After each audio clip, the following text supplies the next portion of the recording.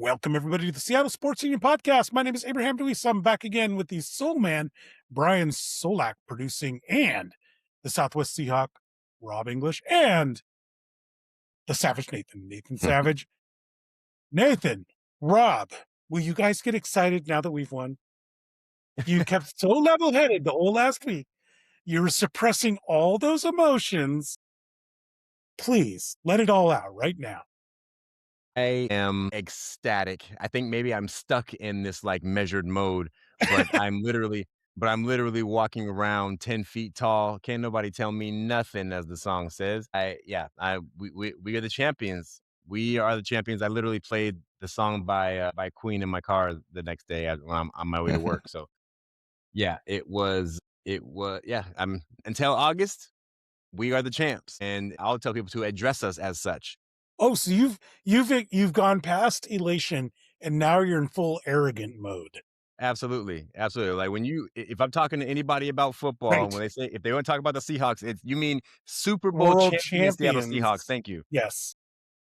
Yeah, you refer to me as a world champion fan, not as Absolutely, not as absolutely. just a Seahawk fan. How about you, Nathan? Yeah, I mean, I feel kind of similar to the team where the Super Bowl ended. There's all that stress. You get a breath of fresh air. And then now this week, it's just full celebration mode. I mean, for me, this is one of the best teams just put together as a whole I've seen in the NFL. I think I've just been thinking a lot about how this team is similar, but a lot different than the first Super Bowl winning team. And just really liking, some of the videos of Sam Darnold and Kenneth Walker, like, in Disneyland, not wanting to spin the cup, the cup ride, or just, it's really fun to see these players. I think we're now learning a ton more about them because they were so guarded and so kind of covered, I think, and with a single mind and a single goal. But exactly like Rob said, it's champions until August. And one of my favorite things as well is I think on Google Maps now, the Niners stadium is South Lumen officially. Yeah. So yeah, it's just been really nice. I think all that work that they put in, and you can tell how much they did and how much they kept it in house. And now, yeah, I think they're giving the Super Bowl to the fans, and I'm just really feeling it. Of All right. I should have just how caught you awesome it guys is. immediately after the game because you guys are in full smug mode right now. But let me ask you guys. Everybody was out there saying this is the most boring Super Bowl of all time. Was it a boring Super Bowl, or are they just a bunch of losers that are mad? 100% was not a boring Super Bowl. I hate that narrative. Because it's always, first of all, why is it when Seattle? It seems that in Seattle win the Super Bowl, it ends up being boring. Like we played in 4 Super Bowls. 2 of them were exciting when we lost, right? And then with the 2 we won, it's not our fault. We go in there and we just beat the brakes off of teams when we win our Super Bowls. Like, what do you want us to do, right? But no, it was a great game. It's exactly and Richard Sherman said this, and he's spot on. It's exactly the narrative that causes all these rule changes in the NFL to minimize or hold back the defense, right? And create more offense because people, the casual fan just wants to see big plays and touchdowns and all this stuff. And Filthy this game was an casuals. example of football. This was football. Yeah. This was two really good defenses and an offense that was a bit better prepared, or quite a bit better prepared than the other. But this was strategy. This was coaching. This was execution at the highest level. It in no way was boring. This was great football. I agree. And there's nothing I can't stand more than filthy casuals and the losers who thought this game was boring. Nathan, do you hate casuals and losers? I mean, I think they're a big part of the sport, but I think this is a perfect example of why sometimes you just got to drown out the noise. Because for me as well, I mean, just starting with that first Witherspoon blitz and all of that, I thought that was a super exciting game. I actually have a lot more fun watching defense half the time than the same. Oh, look at this. Every ticky-tack little tug is a defensive pass interference, and they're marching down the field by penalties. And some of those other Super Bowls we've watched, especially with Kansas City involved. And for me, I thought it was great. And I get why they're saying it's boring. They want touchdowns in these highlights, but half the game is defense. And that, for me, I actually think the Patriots have a Super Bowl defense. I just think the Seahawks have one of the best defenses of all time. I thought that was one of the best coach games from defense I've ever seen. Looking at the all 22, it's just so exciting to, like, it's very rare, I would say. I mean, I like watching the highlights, but I don't necessarily sit there and continuously watch all 22 highlights. But just what McDonald did, I mean, that's got to go down in history for me of I just rewatched this Super Bowl completely over and outcoaching over them. again. Yeah. I rewatched this over and over again, Nathan, for sure. Yeah. Well, okay, guys. I've already watched it. I've already watched it in its entirety once and in pieces multiple times. You Oh know, my just God. why I wanted to go back and see certain things. And I don't want to jump the gun, but you know, part of what I wanted to go back and watch so I could have argument for today's show is about the MVP voting. Yeah, no, I've watched quite a bit of the game Okay. since the original.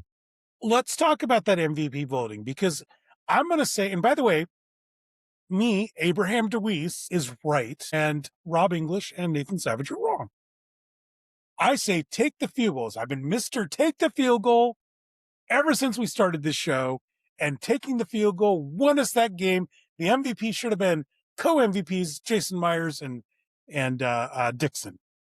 The punter and the kicker should have got the MVP. Well, do you want to get him first, or should I go? I just know I'll just throw one stat and then I'll you know, throw the alley oop to you. Okay. But the one stat for me first before you dunk it home is just in the first half, Kenneth Walker had more yards than every other Seahawks offensive player and every offensive player on the Patriots combined in the first half. I mean, Yeah, but did he score any points? Well, he got them in field goal range, right? listen, the kicker put Jason the bulk Myers, of the points. he has a name.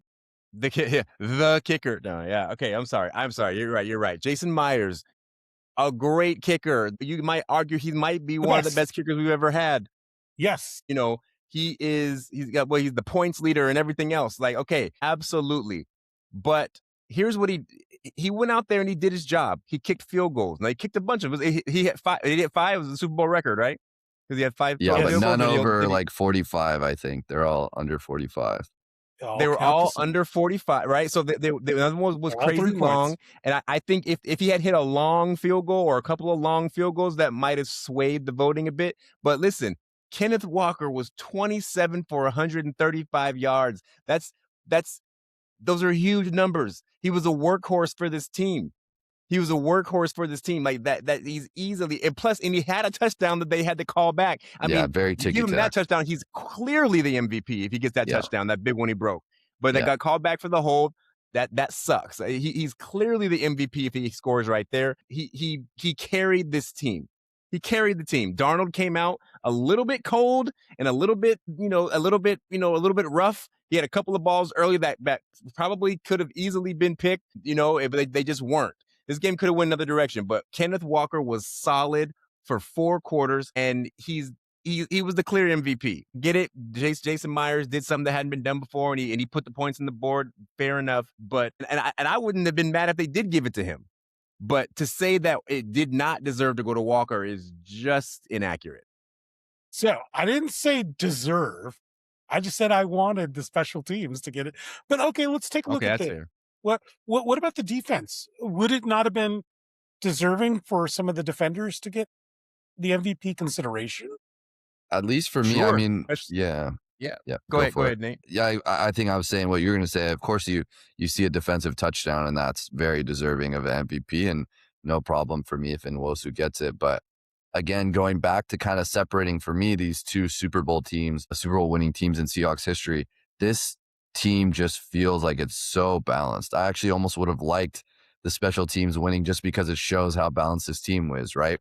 You didn't even talk about the big Myers hit or some of those just fun plays that happened from special teams. And towards the end of the fourth quarter, where Myers he just laid that return. Yeah. He was the last man. That could have been a kick return for a touchdown. Yeah, and then I think Dixon had the best punting performance probably ever in the NFL or in the Super Bowl, they're saying. So huge. Unreal, yeah. But for me, 3 punts inside the 6-yard line. That was amazing. Yeah. Crazy. For me, it's more of a testament to just how balanced this team is. But I just see that first half when things could go wrong and Walker basically being the only offense on the entire football field in that first half for both teams. And I think for me that carries it through. I mean, just some of those outside runs that it's almost like a patent now with him that you don't see anyone else doing. It felt like our O-line was actually getting pushed back pretty hard, and it was all Walker making plays out of nothing. And for me, he defined this game. This was the guy that really set things up. there is a podcast, I wish I could remember which one, on YouTube, and it's a couple of ex-offensive linemen. The narrative is that the offensive line got pushed back, but if you look at it deeper, they were getting to the second level. Okay. Yeah. And Cooper Kupp was laying out safeties left and right. I mean, there was a team effort that helped get K9 there. And I know our producer Soul Man just keeps messaging me that he wants to say he was right and we were wrong, that K9 got the MVP. There, I said it. Are you satisfied, Soul Man? But what about defense? Not Nwosu, but I would say like Devin Witherspoon, he caused that. They called it an interception, by the way, but he caused that. He was heavy in the, shutting down Stephon Diggs. He was heavy in the blitz game. I was half joking about the special teams, just being a contrarian, but I think Devin Witherspoon deserved maybe that, consideration for the MVP. I think so. Or even Imawari, who was all over the place all day. It was, I look at it like this. Whoever you want to consider, right, for a potential MVP nod, if you take away their contribution, will the team still have won? So I don't believe that, and if you want to talk about the kicker, sorry, Jason Myers. Myers, yes, a name. You want to talk about Jason Myers, he would not have been able to make his kicks had Kenneth Walker in that offense got him in range. Because you can't kick it from anywhere. You can only kick it from within your range. So you got to get there first. The pick six or the fumble, whatever, the pick six or fumble, whatever they end up calling it, that if you take that away, we still win this game. But without the 130 something, 130 yards or whatever, and 27 carries, the workhorse game that we got from Kenneth Walker, you take that away, now you're talking, now you don't know if you won this game or not. And that's why I believe he has the edge on the MVP. God, you treat our kicker like he's Norm Johnson or something. Well, he's no John Casey, or maybe he is actually. Maybe he is, because John Casey was great. You guys remember John Casey? I do. He was really good. Actually, I should have said you treated him like Olindo Mare, right? Who was referred to as an idiot kicker, I think. We had Olindo Mare during what's his name's one season with us, right? Yeah, he was called an idiot kicker by whoever that coach was. God, I can't remember his name. I've already put him out of my mind. Was it Mora? Anyway, it was Mora. Jim Mora's season. We had Olindo Mare, yeah. But yeah, so guys, let's go back to our predictions, because I thought it was going to be a close game. I bought the hype out of pure pessimism. You're welcome. Yeah, Soul Man had the blowout. Rob, you had a blowout. Nathan, did you call a blowout as well? I said 27-16, so not as big of a blowout as it was. That's not that far off, though. Yeah. That's pretty close, actually. Yes. I said 2 scores. My statement was 2 scores. I think if I remember correctly, I said even if it was only 9, it would still be 2 scores. That was my prediction. I said even if it was 2 safeties, I'd give you the 2 scores. But yeah, so you guys got what you thought you were gonna get. Is this all just a matter of like us having beat the Rams, the Niners constantly over and over again? Every tough game that the Patriots had, we happen to have the same teams. We had the Jags and we had the Texans, Panthers, and we beat them too, and Panthers, and we beat those teams by better margin than I think. Well, like the Bucks, I think they beat the Bucks. We lost to the Bucks. I think it was pretty even, honestly, on our right. But they lost to Pittsburgh, and we beat Pittsburgh. Yeah, things like that. Yeah. I think it's just pretty simple. I mean, it was said leading into the playoffs and throughout the playoffs that New England had gotten to where they got to with a very easy path to said spot, and people argued against it. But I think it just showed itself in the Super Bowl when you had an easy path and you had a fortunate path that you play that Denver game, in something less than inclement weather, and who knows how that game goes with Bo Nix. With Bo Nix. With Bo Nix, or maybe even with Jarrett Stidham, but play it when with the sunshine, the sun is shining, and I think even then might have been a different situation. But you have New England going up against a hardened Seattle team, and it just clearly showed that yes, this team, as good as they played all year, they maybe had a little bit of a, an easier route, than people wanted to believe, or people wanted to, Yeah. admit to. One team sharpened by wind chimes that I just heard, the Patriots. Yes, that was my And cell then phone. I one apologize. and then one team sharpened by iron, and that'd be the Seahawks. Right. Absolutely. Yeah, It's just what it was. It's just so what it was. so we look at it from the perspective of, we knew they were going to win. Everybody else knew they were going to win, and this whole concept of it being a boring game, it almost just seemed like a coronation rather than a game in and of itself. And I don't get the backlash unless people are just trying to stir up controversy. Like, I think this year people were trying to get upset about Bad Bunny or something, just because there's something that people wanted to grab onto, and this just seemed like an inevitable outcome for the game. I think it's inevitable, but you have to play the game. And for me, I think it's more a testament of how we beat them on all phases. I think New England was a really good team. I think we maybe beat Denver even more than we beat this New England team. I watched a lot of Denver this year, and I would have loved Bo Nix to try to go against our defense. I think we counter him even better than we countered Drake May. Mhm. For me, I think it's just unreal how well McDonald coached, and how, in my opinion, he just completely outclassed and outcoached the coaches for New England. And then I think our offense was just a better offense, and I think our defense is an all-time defense, and theirs is why they're in the Super Bowl. But I don't think against this type of team, a lot of teams out there are going to win the Super Bowl throughout the history of the last 10 years of looking at the Super Bowl. I think that just this was this stacked of a team. I don't think last year people were talking as much about how weak the Chiefs were versus the Eagles, but I think that's another just unreal roster, unreal coaching effort that, in these situations just carries the day when you're just that strong on all levels. I think the Seahawks are at that level, and I think it could have easily been 40 points from the Seahawks. I think Darnold actually Definitely. missed some very, very makeable passes, underthrew some, walk-off kind of touchdowns where no one's around, touchdown passes. So I actually think this New England team kind of got off the hook easily with the score, because it could have really, the top could have been blown off early and continued for the rest of the game. Yeah, definitely. Hey, why do people think we have no superstars on defense? I keep watching these different media outlets. They keep poo-pooing our defense as if there aren't any stars, yet all I see are stars at every effing position.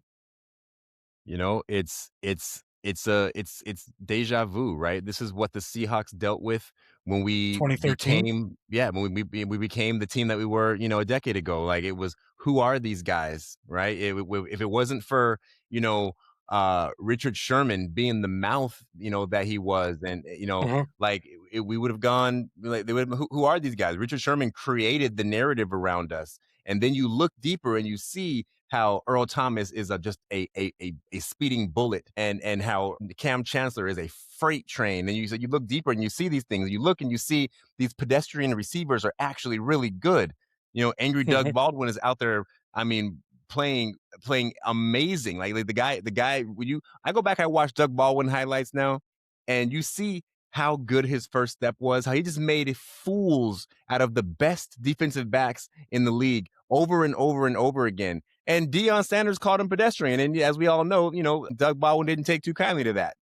Sorry. As much as I hate Deion Sanders, I think he's a stupid punk, but that was Chris Carter that called him pedestrian.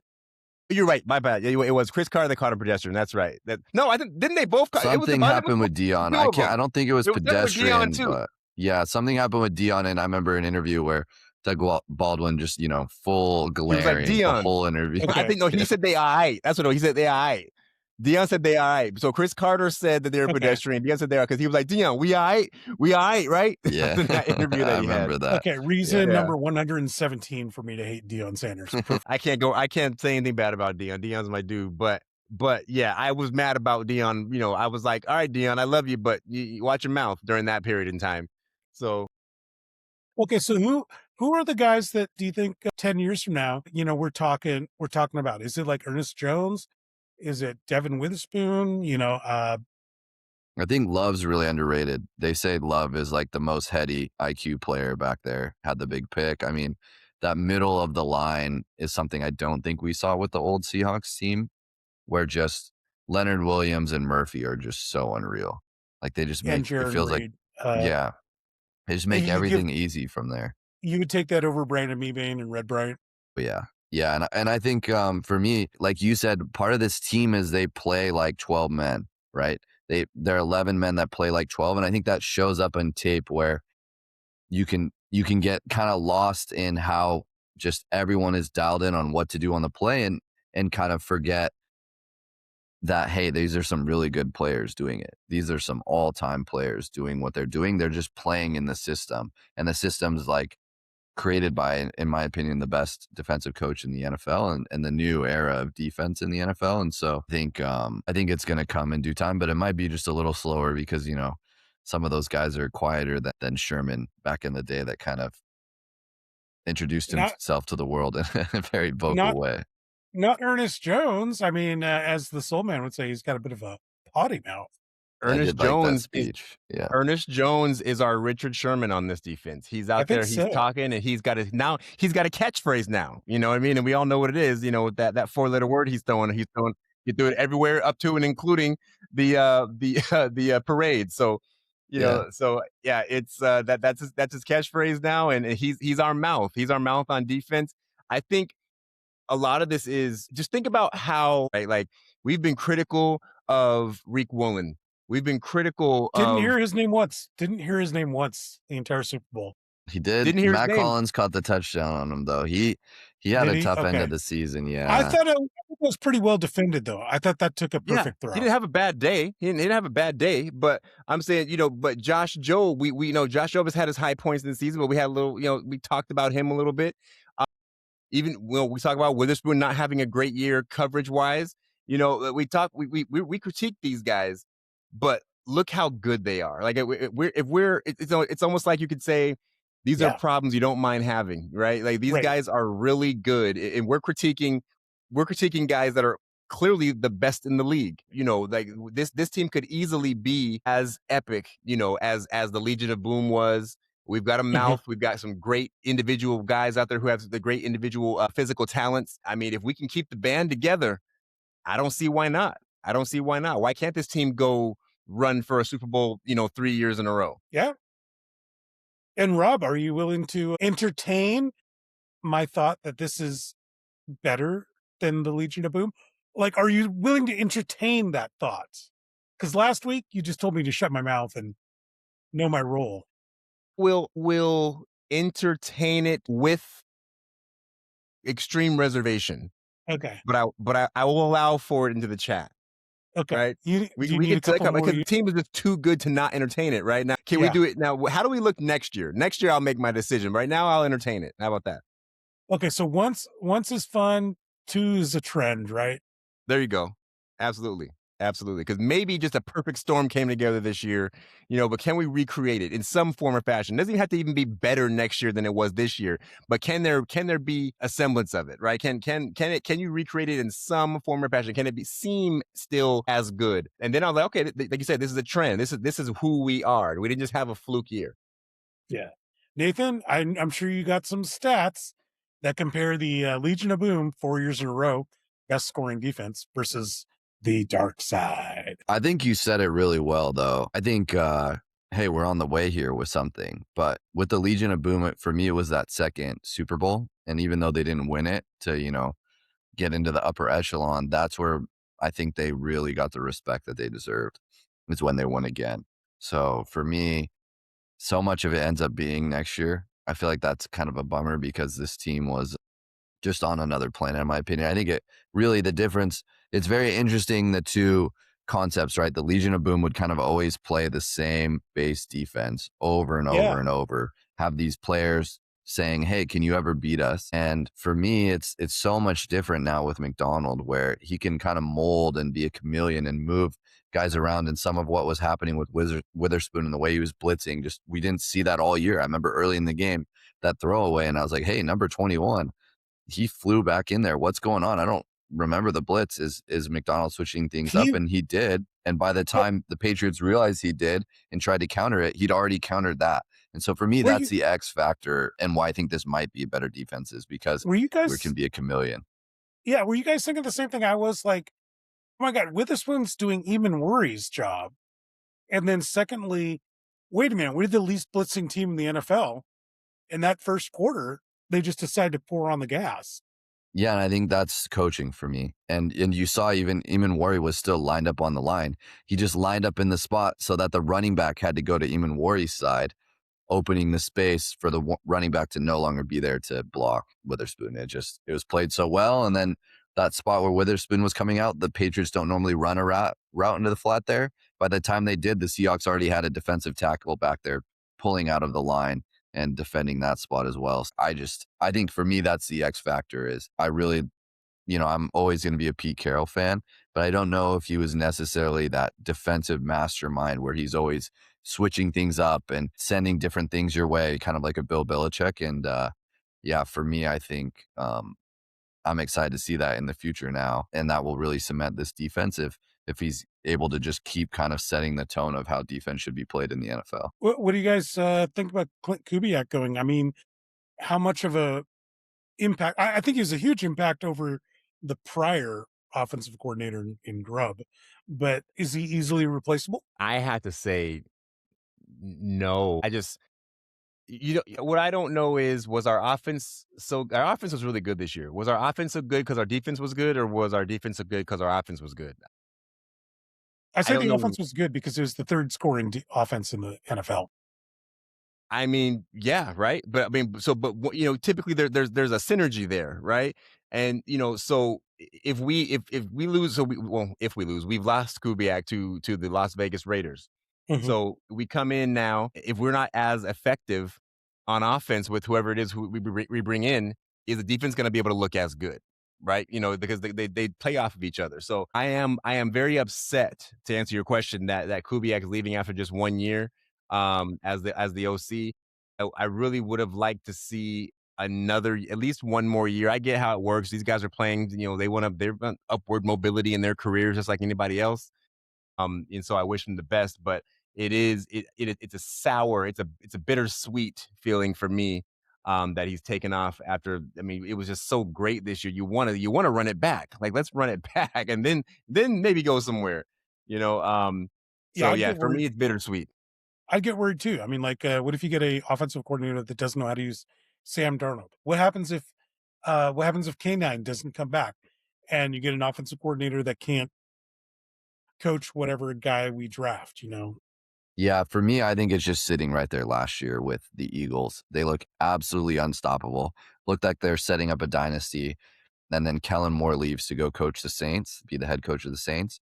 They bring And in it the all wrong falls guy on apart. offense. Their offense Yeah, looks just brutal. Saquon Barkley looks pedestrian out there, isn't able to do what he does. He's still the same player, wasn't injured. They just can never figure out how to get him going like Kellen Moore did. And then their team fell apart and, they didn't get very far in the playoffs and almost didn't make the playoffs. So I think it all comes down to trusting Schneider, which I am trusting him now. And I hope they get their guy. And it sounds like one of the guys as the quarterback coach will either be probably the offensive coordinator for the Raiders or for us. So I hope it's us because for me, I think at this point, this late into the cycle, all the best names are pretty much gone. You got to try to get a guy in-house that ran or was part of the system this year.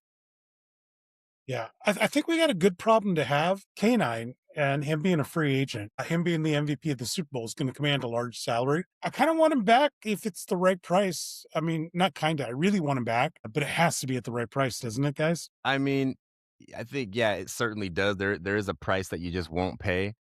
But I wonder, in the back of my mind, wonder, could Zach Charbonnet be the main running back for this team? Could he be the primary running back on this team? He has a different running style that has shown that it can be powerful. It can be explosive. It's not the same type of running that we get out of Ken Walker, but maybe with the appropriate tweak, the appropriate shift, the appropriate whatever you got to do as a coaching staff. Could we not get comparable production out of the running back position with Zach Charbonnet? And now he's obviously going to be coming off an injury, so we got to consider that. But or if you go to somebody else, George Halani, like, what's his future going to be with this team? Can you afford to let Kenneth Walker go? I'm not going to say unequivocally that we cannot afford to let him go because we do have some talent behind him. Yeah, I think the Charbonnet injury. No, on Charbonnet. I Charbonnet think can't do what K9 does. for me, I think he's out for the whole training camp, OTAs, all that stuff. Maybe even out a Okay. couple games early. And then isn't he also a free agent? We have to decide what to. Okay. I forgot his injury was late in the season, so he's going to miss a Yeah. significant part of Yeah. next year too. Yeah. That's right. Yeah. Yeah. I would say you'd need to hope to hit in the draft to get somebody to replace K9. If he goes for a lot too, I like a guy like Rico Dowdle from the Panthers. Those type of guys are hovering there where they were, I think, really good running backs in not great situations. So I hope K9 stays, and I think he'll stay now that he was MVP.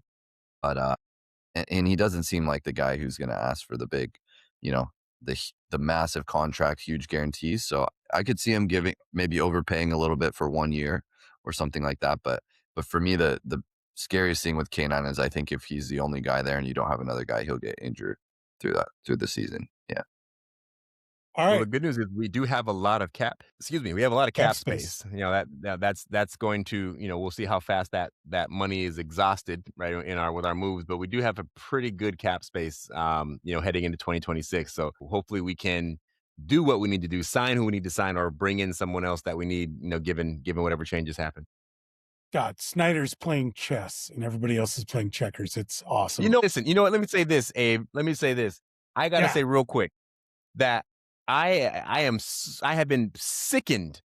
I'm telling you, I'm sick of it. I look on the interwebs and I see all this praising of John Schneider. Wait, what? Yes. Knock it off. That's a good thing. That's a good thing. No. And I can't remember who it is from this show, but I can't remember who you are, but one of you guys are guilty of this too, talking about how maybe John Schneider isn't as good at GM job that wasn't me. He had been doing up to the creation of Legion of Boom, that first team, and people have been dogging him for because sure. a couple that years was Nathan. down. Yes, yeah. I was really was it mad. You, Nathan? Yeah, I was pissed about Pete Carroll leaving and everything. Now you want to praise him again? I'm like, no, not. I saw a post that was like, oh, the Seahawks never missing the draft. Like that's what you guys were saying for the past 3 years. Yes, you guys were saying, oh, John Schneider, he was lucky with the Legion of Boom and lucky with that team and yada yada yada. Now he doesn't know what he's doing anymore. And now all of a sudden we win the Super Bowl and now we don't miss in the draft. I'm like, dude, I'm just so sick of the recency bias. Like either you stand 10 toes down for your team or not. So I think Nathan owes Rob an apology. Yeah, I definitely owe Schneider an apology. That's for sure. Now, I was definitely wrong Rob, about him. I'll take it vicariously through John Schneider. Now, Rob, we need your apology when we traded Russell Wilson to get all those players that made this Super Bowl possible. What was my position on that? Was I dead set against it? You're the Russell Wilson guy. Yeah, you're dead set. I am the Russell Wilson guy. I am the Russell Wilson guy, and I would have liked to see Russell stay. But I mean, if I'll fall on my sword on that if I had stood too strong on it. But I was always understanding of the need to get rid of Russell Wilson. Would I have done it myself? Probably not. But, there's a reason why I work in IT instead of the front office of any NFL franchise. So, I would have probably kept Russell. But I understood why you have to move on sometimes. You just got to do it. Now, like, for instance, my cousin is a very big New York Giants fan, and he even to this day cannot fathom why you let Saquon Barkley go. I'm like, you just got to do it sometimes. Sometimes you got to even though it's your best player, you got to let him go so you can build for the future. You just can't keep him and get else the other things you need to be able to move on. And he's dead set against it. So whatever you do, though, don't trade him to someone in your division. Just he's good. It's all fine. You got to get rid of him. You got to send him off to the AFC. What are you doing giving him to the Eagles? Like, I still cannot believe they did that. Oh my God. Oh man. Okay. So we're towards the end of the show here. I'll give you each both the final thoughts on this season. Let's start off with you. My final thoughts on this season are as good as I thought we could be, even up to as far as winning the Super Bowl. I would say that I am even still a little bit surprised at how good we were. I'm saying we could have won the Super Bowl and not been as good as we were. Mm-hmm. This team I can't imagine the team looking better than it did. And moving forward, I think we are the team to beat in the NFL now. I know sometimes you can win a Super Bowl and then the following year not look good, very good at all. I don't think that's going to be us. I think this team is going to be very strong coming out next year, save for any bad luck that happens, and we'll be the team to beat. And I would not, just given this performance, I mean, no turnovers in the whole playoffs. That's huge. Sam Darnold, get the guy, Crazy. let the guy run for president. You know, you know, this team, I'm not gonna say unbeatable, but who's really gonna stop us? I could see a nearly repeat performance. I see us right back in the playoffs, playing for another opportunity to go to the Super Bowl and hopefully win it. Rob, are you happy? I'm a little bit happy. Okay. I'm Nate- a happy guy right now. Nathan, your final thoughts on the season? Yeah, I mean, like we just talked about, there's some question marks coming up. Can you be an elite team in the NFL paying your wide receiver $35 million? We might, pay one corner $30 million. Can you win that way? We're going to see what happens from here. But for me, just looking at the team as a whole, I would say I remember that game where Darnold threw 4 interceptions and Ernest Jones came out and, said his favorite phrase and defended him. And we didn't lose another game till the end of the year. We didn't lose another game till the Super Bowl trophy was getting lifted up there. So for me, just looking at the way the team figured everything out from that moment on, I think top to bottom, we'll have this conversation about Dark Side versus Legion of Boom of who's better. I think that's a really good and close debate there. But for me, this is the best Seahawks team of all time. I think top to bottom, best Seahawks team they've ever had.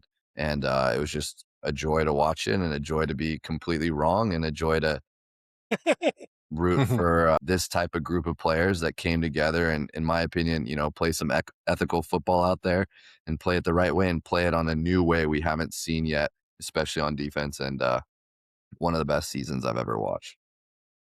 I'm not going to ask if you're happy. I'm going to ask, are you satisfied, Nathan? Yeah, I don't know I don't think I'm maybe the part that's pessimist. I don't know if I'll ever see a season better than this. This for me is as good of as it gets as a Seahawks fan, and it's so great. Like Rob said as well, that until August, I get to just think about this team until the next season. And I will too. I'm overjoyed. I'm happy. I'm thrilled. All of that. I wasn't as optimistic as you, Rob, but I was more optimistic than you, Nathan. I was like, probably a 10, 11 win season. And I'm just like, oh my God, this works for me. And I just can't stop going on social media and clowning these haters, because when you got the championship and if you ain't got the ring, it don't mean a thing, right? But we got the ring. So what we say matters. All right, let's do our shout outs. We're at the end of the show here. Oh, we got a good shout out from our producer, the Soul Man, Brian Solak. He wants to give a shout out to the Southwest Seahawk Southwest Seahawk Rob English and the Savage Nathan Savage. He's giving you two a shout out for all your great shows this year. Thank you. Yeah, Thank you. Thanks for always producing and yeah, always a joy to talk football with you. Who's your shout out, Nathan? I want to shout out my grandpa. I think maybe I started the season shouting him out, but in a week or a little less than a week, he turns 99. So I want to shout out my grandpa in Japan, and we'll talk next year around this time, but hopefully that'll, those birthdays will continue. Excellent. How about you, Southwest Seahawk?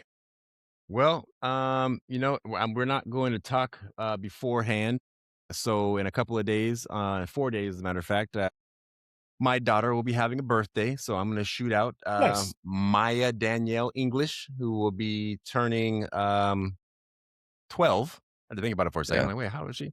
She's going to be an official, preteen. I cannot believe that I've only got one more year, and then I'm gonna have an actual teenager. It blows my mind. It scares me. All the things, So shout out to my daughter Maya. Yeah, happy Excellent. birthday. Happy birthday. Happy birthday to her. Yeah. So I'm going to give a shout out to the true MVPs of the Super Bowl, our kicker, Jason Myers, and of course, our punter, Dickinson. And it was a great season, guys. Thank you all. Shout out to all those that watch this show as well. We love you. Please check us out on social media at Seattle Sports U, as well on Facebook. Like and subscribe. Also check out these podcasts on YouTube and on Spotify. And on behalf of the Soul Man, Brian Solak producing, and the Southwest Seahawk, Rob English, and the Savage Nathan Savage, my name is Abraham DeWeese, and we'll see you guys next time. Go Hawks. Champs. Yeah, we're champs.